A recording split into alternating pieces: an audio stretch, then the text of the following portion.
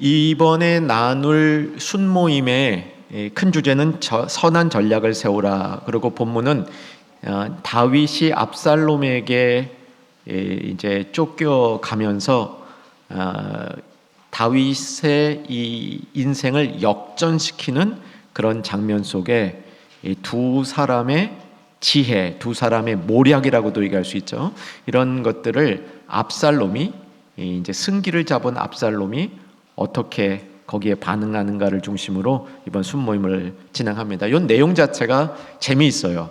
그래서 이제 성경의 내용 자체를 같이 이렇게 쭉 파악하는 것만 해도 이제 순에서 흥미로운 그 이제 공부가 될 거고, 그다음 이제 나눔 문제들을 통해서 순원들과 더 깊이 있는 교제가 이루어질 수 있기 바랍니다. 말씀드렸던 대로 순이 중요한 이유는 순 안에서 양육이 되기 때문입니다. 그냥 교제만 되는 게 아니고 그 안에서 내가 영적으로 이렇게 다져지기 때문에 순이 중요한 거죠.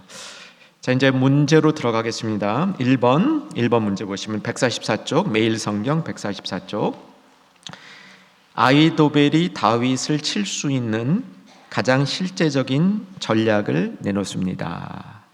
자, 이제 요 배경 한 번만 조금 더 설명해 드릴게요. 계속 지금 새벽기도 하고 있고 또 개인 큐티하는 시간이지만 그래도 혹 여러분 잘 못 따라온 분들을 위해서 조금만 배경을 더 간략하게 말씀드리면, 이제 다윗이 이제 왕권을 잡고 든든해지는데 압살롬이 아버지 다윗에 대해서 불만을 품었죠.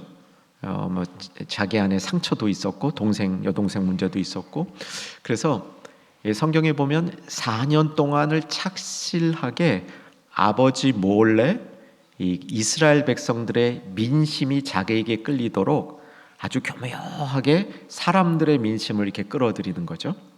그리고 4년 후에 드디어 거사를 하는데, 구체적인 거사 내용은 성경에 없어요. 그냥 이렇게 민심이 확 압살롬에게 넘어가니까 다윗이 이거 도망가야 되겠다 하고 이제 도망을 시작을 하죠. 근데 그때 성경이 가르쳐주고 있는 그 중요한 포인트 하나는 아히도벨이 이전에 다윗의 이런 그 이제 지혜를 제공해주는 그런 이제 그 모략가였는데, 아히도벨이 압살롬 편에 서는 겁니다.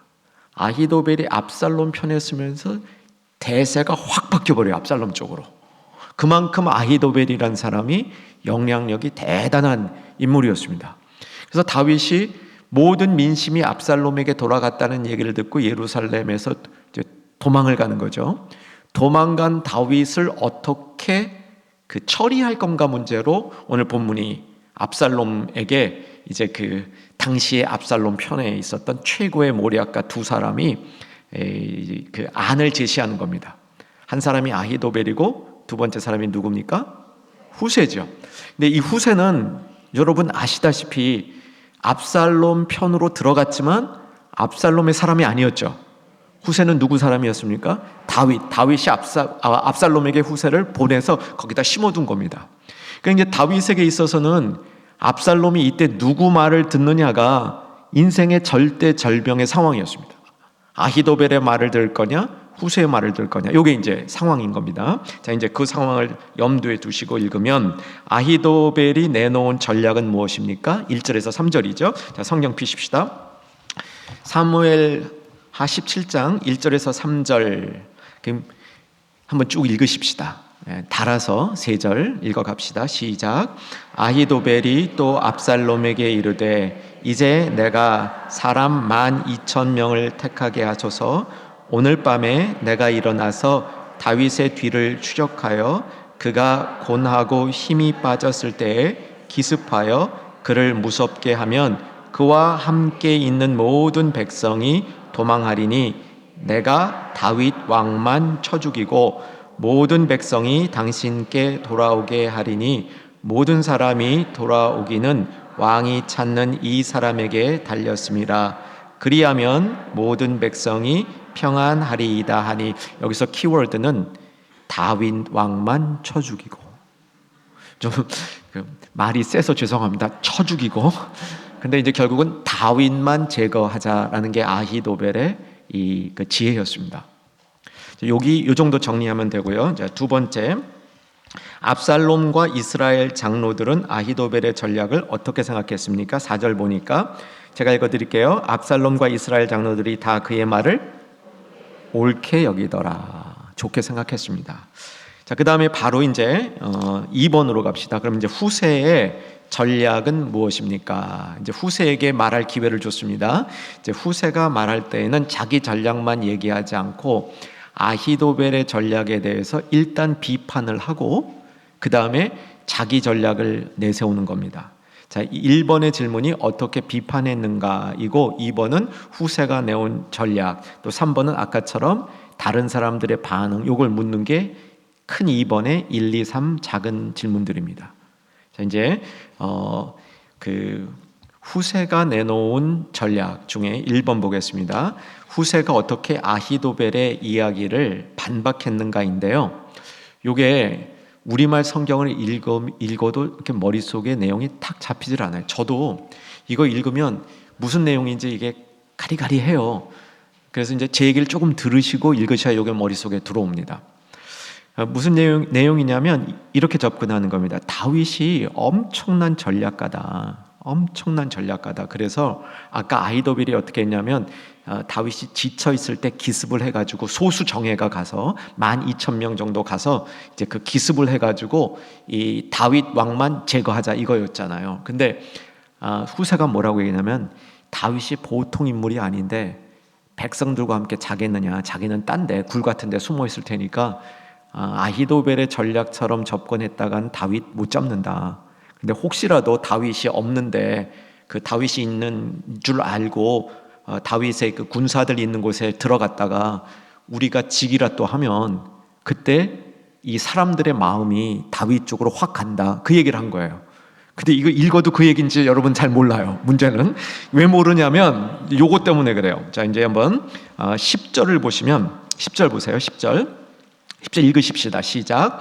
비록 그가 사자 같은 마음을 가진 용사의 아들일지라도 낙심하리니 이는 이스라엘 무리가 왕의 아버지는 영이요 그의 추종자들도 용사인 줄 알미니라. 왜 이게 이해가 안 되냐면 비록 그가 사자 같은 마음을 가진 용사의 아들일지라도 낙심하리니 이 부분이에요. 이게 누가 낙심한다는 거냐면 압살롬의 군대가 실패했을 때 압살롬의 군대가 낙심한다는 겁니다. 다윗이 낙심한다는 얘기가 아니에요. 이게 어떤 내용이냐면 이렇게 이해하셔야 돼요. 이게 아마 그 당시 사람들이 갖고 있었던 일종의 이 격언 같은 이게 그 속담 같은 내용일 것이다.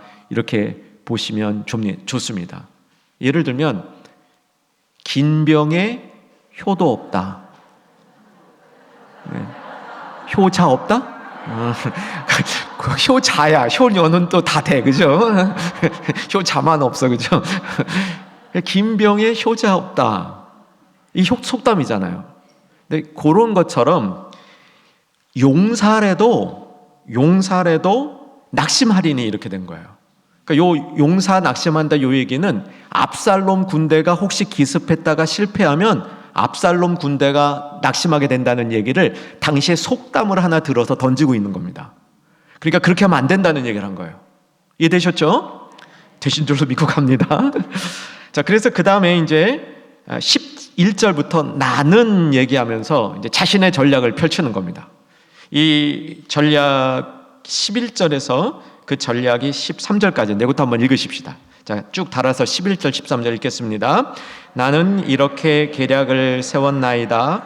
온 이스라엘을 단부터 브엘세바까지 바닷가의 많은 모래같이 당신께로 모으고 친히 전장에 나가시고 우리가 그 만날 만한 곳에서 그를 기습하기를 이슬이 땅에 내림같이 우리가 그 위에 덮여 그와 그 함께 있는 모든 사람을 하나도 남겨두지 아니할 것이요 또 만일 그가 어느 성에 들었으면 온 이스라엘이 밧줄을 가져다가 그 성을 강으로 끌어들여서 그곳에 작은 돌 하나도 보이지 아니하게 할 것이라 하매. 자, 여기 핵심이 뭡니까? 아까는 다윗만 죽이면 된다.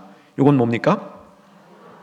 그렇죠. 다윗과 함께하고 있는 모든 사람을 싹 쓸어버려야 된다. 그게 다른 점입니다. 여러분 어떤 게 맞을 것 같으세요? 경우에 따라는 다르지만 이 경우는 1번이 맞죠. 우리도 알잖아. 우리도 그죠? 우리도 아는 얘기를 이게 압살롬이 이게 이제 헷갈린 거예요. 이 얘기를 듣고 이게 사람이 실패할 때 보면요 이래요. 이게 이 말 구별이 잘 안 돼요. 정상적인 상태면 이해되는 기본적인 지혜를 잃어버리게 되는 거야. 아니 다윗 하나만 제거해서 백성들을 살려가지고 왕이 되려면 백성들 자기 편 만들어야지.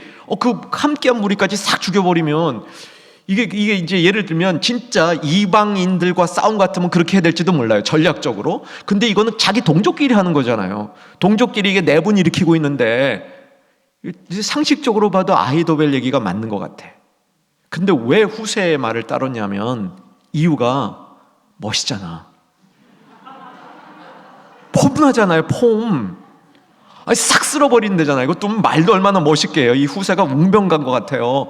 그냥 성에 들어가서 숨으면 우리가 밧줄을 다 성에 걸어가지고 우리가 다 잡아 끌어버리면 성이 무너져서 그 강으로 다 들어. 야 이렇게 하는 게 얼마나 폼나, 그죠? 여러분 폼 잡다 망하는 줄로 아시기 바랍니다. 폼 잡을 때가 따로 있습니다. 이게 사람이요 이렇게 바람이 들어가요. 바람이. 그리고 이제 방법이 뭐냐면 아히도벨은 빨리 소수 정예가 들어가서 기습해서 빨리 처리해야 된다는 거였고요. 지금 후세는 뭐냐면 사람을 다 모으래. 어디서부터 어디까지 단에서 브엘세바. 이 표현은 이스라엘 전체라는 표현입니다. 그러니까 이제 단이 이제 가장 북쪽에 있는 큰 도시고 브엘세바가 남쪽에 있는 큰 도시예요. 그러니까 우리나라로 말하면 백두산에서 한라산까지예요. 예. 그래서 단에서 브엘세바. 그러니까 모든 이스라엘 백성을 모으려는 거야. 이거 시간 얼마나 걸려요? 그리고 그 다음에는 압도적인 병력을 가지고 가서 그냥 쓸어버리라는 겁니다. 폼은 나는데 그렇게 할 일이 아니잖아요. 같은 민족끼리 어제까지 다 형제하던 사람들끼리 지금 누가 리더냐 가지고 싸우고 있는데 그렇게 하면 되겠습니까? 그런데 이게 이제 압살롬과 함께하는 리더들이 누구 얘기를 따르냐면 후세 얘기를 따르는 겁니다. 자, 이제 14절 뭐라고 써있는지 보십시다. 14절 읽읍시다. 압살롬과 온 이스라엘 사람들이 이르되 아렉 사람 후세의 계략은 아히도벨의 계략보다 낫다 하니 이는 여호와께서 압살롬에게 화를 내리려 하사 아히도벨의 좋은 계략을 물리치고라고 명령하였습니다. 근데 결국은 후세가 압살롬이 멋진 거 추구하다가 실수했는데 결국 그 뒤에는 하나님이 모든 것을 계획하셨더라. 이렇게 이제 성경이 기록하고 있는 겁니다. 내용 파악은 되셨고요. 나눔 문제로 가보겠습니다. 나눔 문제 1번. 아히도벨은 그 명성대로 가장 좋은 전략을 제시하지만 그 좋은 지혜를 하나님이 기름 부어 세우신 왕을 죽이는 데 썼습니다. 지혜를 불이하게 사용하는 예를 찾아보고 이것이 얼마나 치명적인 결과를 초래하는지 이야기해 봅시다. 이제 제 노트랑 같이 병행해서 보시면 좋습니다. 제 노트는 이 문제의 제목을 불이하게 사용된 지혜 이렇게 붙여봤습니다. 자, 잠깐 저를 봐주시고요. 성도는 지혜로워야 됩니다. 아멘이시죠? 여러분 지혜롭기를 소망하며 축복합니다. 지혜를 얻는 일에 힘써야 됩니다. 이제 지혜는 성경이 가르쳐 주신 지혜는 누구든지 구하는 자에게 주신다고 되어 있죠. 야고보서 1장 5절이죠. 야고보서 1장 5절 거기 써 있으니까 한번 노트 보시면서 같이 읽겠습니다. 너희 중에 누구든지 지혜가 부족하거든 모든 사람에게 후히 주시고 꾸짖지 아니하시는 하나님께 구하라 그리하면 주시리라. 그러니까 여러분 우리가 말할 때 겸손하게 할 때 저는 지혜가 부족합니다 말을 할 수 있습니다. 그런데 지혜는 늘 얻을 수 있다는 사실을 알아야 되는 거예요. 그렇게 지혜롭게 되면 성도는 성공하는 겁니다. 야고보서를 이제 최근에 밑거름 기도회 때 다시 보고 있는데 이제 그때 우리 지혜 문제를 보면서 지혜가 있어야 온전한 사람이 되는 거고요. 여러분 신앙생활 잘하는 사람은 지혜로워집니다. 아멘 되시기 바랍니다. 이 시간에 또 여러분 순 모임을 하면서 한번 이제 순장들로서 순원들하고 다 같이 순원들을 축복하시고 결심하시기를 우리 순은 지혜로워진다. 그렇게 그런 마음, 바람, 소망으로 이번 순모임을 이끌어 가시기를 바랍니다. 근데 이제 지혜라는 말이 좋은 뜻으로 주로 쓰이지만 세상에 속한 어떤 모략, 꾀 이런 것도 지혜라고 얘기를 합니다. 우리 이제 그러죠. 자기 꾀에 자기가 넘어간다. 요때 이제 꾀는 좋지 않은 말인데 그것도 크게 보면 지혜라고 그래요. 그래서 여기서 아히도벨의 지혜 이렇게 했습니다. 사실 아히도벨은 지혜로 왔어요. 근데 이제 다른 곳에서는 그걸 모략이라고 얘기를 합니다. 그래서 지혜와 모략은 비슷한 말이다. 이렇게 말씀하시고 보시면 되고요. 1번 나눔 문제에서 지혜를 불이하게 사용한 예 이런 거 찾아보고 나누라고 돼 있잖아요. 요거는 이제 이렇게 적용하시라는 거죠. 인간의 꾀를 부리다가 망한 예. 그거를 좀 나눠봐라. 그런 뜻입니다. 그런데 요 인간에 속한 불의한 지혜에 대해서 성경이 뭐라고 얘기하는지를 좀 한번 짚어보고 가면 요 토의하는 데 도움이 될 것 같아서 야고보서 3장 15절 말씀을 여기다 이제 제가 소개해드렸습니다. 야고보서 3장 15절에는 이런 표현이 나와요. 땅의 것, 정욕의 것, 귀신의 것. 이것도 지혜라고 얘기합니다. 이거는 하늘에 속한 지혜가 있고 사람에 속한 지혜가 있는데 사람의 꾀를 뭐라고 정의하냐면 땅의 것, 정욕의 것, 귀신의 것이라고 얘기해요. 그러니까 생각할 때 이 생각은 내가 생각해도 기가 막혀. 그런데 하늘에서 하나님이 주시지 않은 거면 이게 잘못하다가는 이렇게 되는 거예요. 이렇게. 그런 거죠. 야고보서를 찾고 가는 게 좋겠습니다. 야고보서 3장 15절 보고 가는 게 좋겠습니다. 야고보서 3장 13절부터 보시면 좋아요. 13절부터. 요거 밑거름 기도회 때 제가 설교했던 부분인데 아마 했는지 안 했는지 모르시는 분들이 되실 것 같아서 불안해가지고 조금 정리하고 가겠습니다. 13절 보면 너희 중에 지혜와 총명이 있는 자가 누구냐. 여기 이제 지혜 총명이 있는 자가 이상적인 사람이라는 겁니다. 이상적인 사람. 14절에 너희 마음속에 독한 시기와 다툼이 있으면 자랑하지 말라. 진리를 거슬러 거짓말한다. 그 다음 이제 15절에 이러한 지혜는 같이 읽겠습니다. 시작. 이러한 지혜는 위로부터 내려온 것이 아니요 땅의 것이요 정욕의 것이요 귀신의 것이니. 계속 시기와 다툼이 있는 곳에는 혼란과 모든 악한 일이 있습니다. 그러니까 세상에 시기, 다툼, 혼란 이런 많은 것들이 결국은 인간의 꾀, 세상에 속한 땅에 속한 잘못된 불의한 지혜 때문에 생긴다. 이렇게 설명하는 거죠. 이걸 이제 한번 잘 살펴보시면 이게 지금 이제 토의하기 전에 도대체 그러면 불의한 지혜라는 게 뭐냐? 야고보서 3장 15절 16절에 있다. 이렇게 이제 정리하시고요. 자, 그러면 이제 이런 거를 내가 사용한 예들을 좀 한번 이제 생각해 보자. 그런데 이제 쉽게는 인간을 꾀부리다가 조금 잘못된 예들 이런 거 나누시면 됩니다.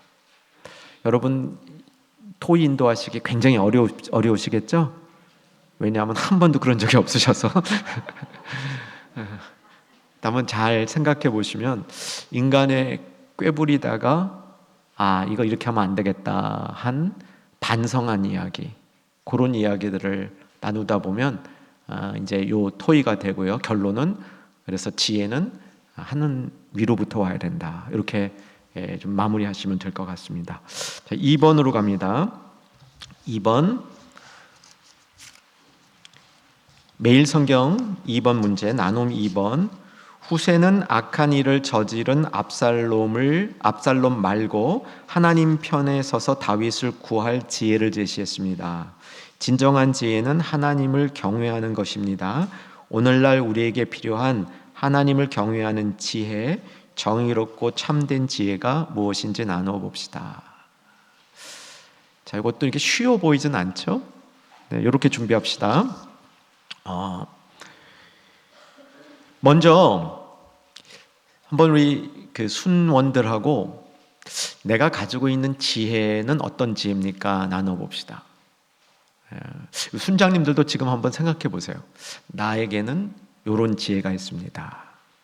어떤 지혜가 있는지 스스로 내 안에 있는 지혜를 찾아보시기 바랍니다. 있을 것 같아요. 여러분들 다 있을 것 같아요. 그러니까 특별히 나는 이런 지혜가 있습니다. 이런 것들을 먼저 이제 순원들하고 같이 한번 쭉 나눠보시고요. 지혜에 대해서 이제 저는 어떻게 정의하냐면 이제 노트 두 번째 꼭지, 지혜는 하나님의 시각에서 세상을 보고 그 시각으로 이해하는 것이다. 이렇게 지혜랍니다. 이렇게 정의를 합니다. 이제 이렇게 정의하는 근거가 조금 전에 있었던 하나님을 경외하는 것이 지혜의 근본이거늘 잠언 1장 7절 말씀과 아까 보았던 야고보서 1장 5절 말씀에 보면 다시 위로 올라가시면 1장 5절 야고보서 있죠. 너희 중에 누구든지 지혜가 부족하거든 모든 사람에게 후히 주시고 꾸짖지 아니하시는 누구께? 하나님께. 그 하나님이 어떤 분이라고요? 후히 주시며 꾸짖지 아니하시는 하나님. 그러니까 지혜를 설명할 때 보면 하나님이 어떤 분이신가를 설명하는 게 결국 지혜에 대한 설명입니다. 왜냐하면 그 지혜는 위로부터 오는 거기 때문에. 그래서 지혜가 어떤 한두 가지로 정의가 안 돼요. 그러니까 제가 좀 여러분에게 이렇게 말씀드리고 접근하는 방법은 내 안에 어떤 지혜인가 살펴보시고 결국 그 지혜는 위로부터 오는 것이다. 하나님으로부터 오는 것이기 때문에 하나님을 경외하는 데서 시작이 되고 하나님이 어떤 분이시는지를 아는 것에서 시작이 돼서 그 하나님의 관점으로 세상을 보게 되는 것, 요게 지혜다. 이렇게 이제 정의를 해보는 겁니다. 자, 그런데 이제 여기서 오늘 좀 추가시키고 싶은 게 뭐냐면 다시 야고보서인데, 야고보서 아까 3장 15절과 16절을 보셨는데 이번에는 17절과 18절을 볼 겁니다. 야고보서 3장 17절과 18절. 여기에 뭐가 나오냐면 우리말 번역이 이렇게 완벽하지 않아요. 근데 여기에 나오는 게 뭐냐면, 그래서 옆에다 써놓으시는 게 좋을 수도 있어요. 지혜의 열매가 나와요. 지혜의 열매. 그러니까 우리는 성령의 9가지 열매를 알고 있고 에베소서에서 빛의 열매 3가지를 배웠고 또 성령의 열매, 빛의 열매 그 등을 이제 우리가 쭉 배워왔는데 의의 열매가 뭐라고는 얘기하지 않지만 성경에서 적어도 2군데서 의의 열매가 있다는 건 얘기를 하잖아요. 근데 여기서 나온 건 지혜의 열매예요. 자, 저를 따라서 보셔야 돼요. 오직 위로부터 난 지혜는 이렇게 얘기한 다음 첫째 성결하고 다음에 화평하고 관용, 양순, 긍휼, 선한 열매 이렇게 돼 있죠. 그런데 여기 6개죠. 세 보셨어요? 6개예요. 자, 6개. 보셨어요? 잘 보셨어요? 네, 그럼 저를 보십시오. 6개 해봅시다. 자, 성결, 화평, 관용, 양순, 긍휼, 선함. 맞아요. 와, 대단하시네요. 정말 여러분 무슨 포토그래픽 메모리가 있으신 것 같아요. 지혜의 열매가 6개 있다고 해요. 여기 맨 뒤에 선한 열매라 그랬는데 선함의 열매고 그 열매가 앞에 있는 거 6개 다 꾸미는 거예요. 그게 이제 원문의 구조예요. 그래서 지혜의 열매 6가지예요. 근데 6가지는 가득하고 2가지는 없어야 돼. 없어야 되는 게 뭡니까? 편견과 거짓이야. 편견과 거짓이야. 요거 마음속에 좀 담아두시면 우리가 성화되는 데 유익합니다. 그래서 우리가 이제 성령의 열매 알죠? 빛의 열매, 의의 열매, 지혜의 열매. 지혜의 열매. 이거 다 연결되어 있는 개념들. 이거 이제 오늘 길게 못 설명하는데 의의 열매, 성령의 열매 9가지랑 여기 지혜의 열매 6가지 비교해 보면 이게 겹치는 게 있어요. 이게 또 팔복하고도 겹쳐요. 그래서 이 내용들이 이런 것들이 우리가 정말 예수님 닮아가는데 내 성품을 다지는데 아주 유익한 이런 말씀들입니다.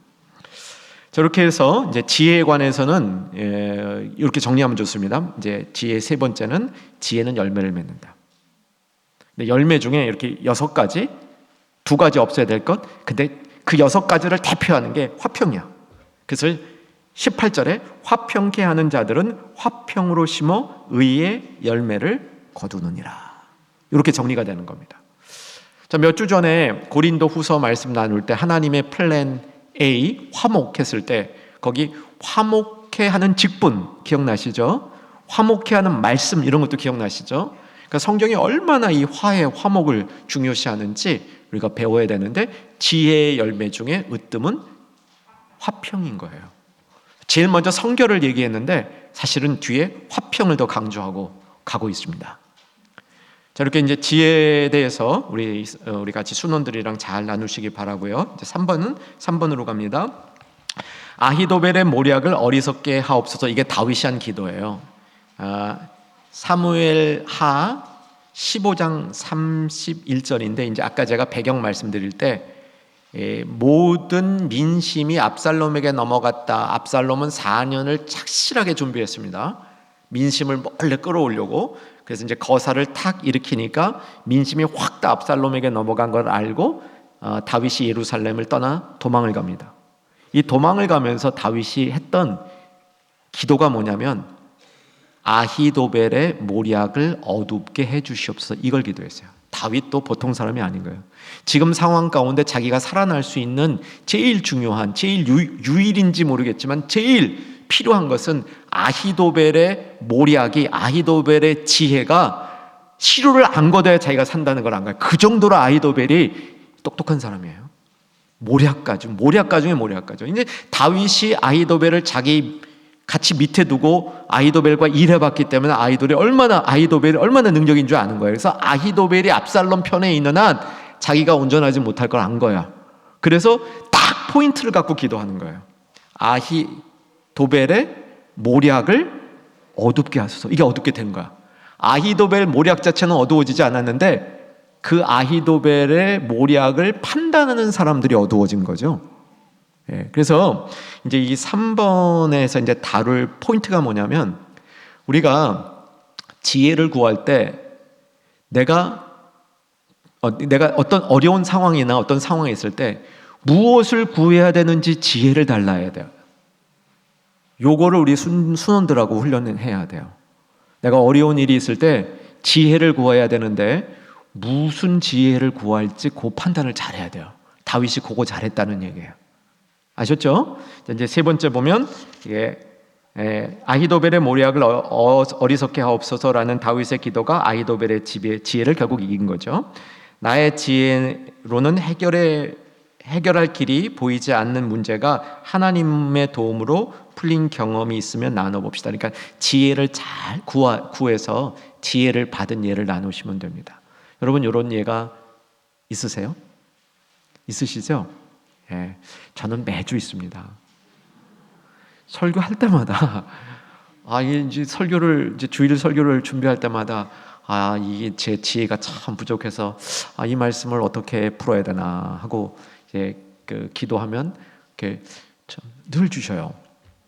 이렇게 하면 되겠다. 이렇게 하면 되겠다. 이런 이제 지혜를 거의 다 주시는 걸 경험합니다. 물론 그 받은 지혜 갖고도 잘못 전달할 때가 있지만 근데 그런 이제 지혜를 저는 그래서 정말 야고보서 1장 5절 말씀을 제 경험적으로 이건 확실한 말씀이라고 믿고 있습니다.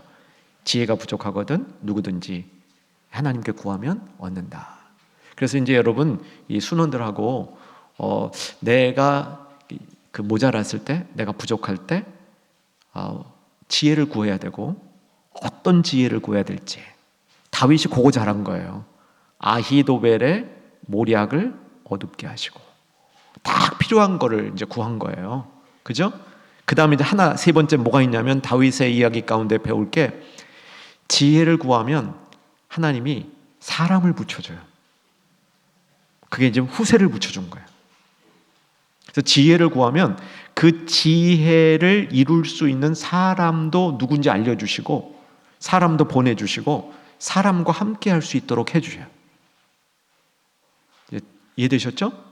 그래서 그렇게 이제 지혜를 구하는 삶을 하면서 이제 지혜를 구할 때 꼭 필요한 게 우리가 하나님을 경외해야 됩니다. 왜냐하면 하나님을 경외하는 게 지혜의 근본이거든요. 그렇죠? 하나님을 경외하는 게 지혜의 근본인데 지혜를 구하면서 하나님을 경외하지 않으면 그 지혜가 구해지겠습니까? 안 구해지죠. 그러니까 위로부터 온 지혜라는 걸 우리가 깨달을 때 지혜의 어떤 퀄리티, 지혜의 어떤 이런 속성이 위에 온다 이것만 생각할 게 아니고 내가 하나님을 경외해야죠. 그죠? 내가 하나님을 경외하는 걸로 바뀌어야 그 지혜가 위에서 떨어지는 거 아니에요. 지혜는 위에서 떨어질 준비가 되어 있는데 내가 하나님을 경외하지 못하니까 지혜가 안 떨어지는 건데, 그러니까 하나님을 경외하는 게 지혜의 근본이건을 했을 때 지혜가 위로부터 온다는 사실 못지않게 내가 하나님을 경외하는 사람으로 바뀌어져야 되는 거예요. 아멘이시죠? 그럼 다윗이 이 압살롬 이 얘기 가운데 하나님을 경외하는 모습이 어떻게 나타나는지 앞에 이제 오늘 본문 아닌 앞에 얘기들 보면요, 다윗이 좀 교만했어요. 다윗이 좀 이렇게 하나님 앞에 또 사람들 앞에 마음이 풀어지고 교만했어. 그래서 이제 압살롬 일들을 겪게 되는데, 압살롬의 일을 겪으면서 다윗의 모습을 보면 굉장히 하나님을 경외하는 모습을 다시 되찾아요. 예루살렘을 도망갈 때 법궤 가지고 가자 그러잖아요. 근데 법궤 가져가지 말자 그래요. 하나님이 나를 긍휼히 여기시고 나를 잘 보셔서 정말 나를 다시 받아주시면 내가 예루살렘으로 돌아올 테인데 법궤를 들고 가는 건 옳지 못하다고 얘기해요. 맞잖아요. 그죠? 그리고 가다 보니까 거기 시므이 같은 사람이 막 그냥 다윗 조롱하고 그러는데 다 그냥 넘어가요. 하나님이 하실 일이라고 생각하고 넘어가는 거죠. 바뀌는 거예요, 이렇게요. 그래서 하나님을 경외하는 마음이 있어야 위로부터 오는 지혜를 얻는 겁니다. 이렇게 우리 순장으로서 순원들하고 잘 나누시는 축복이 있기를 바랍니다.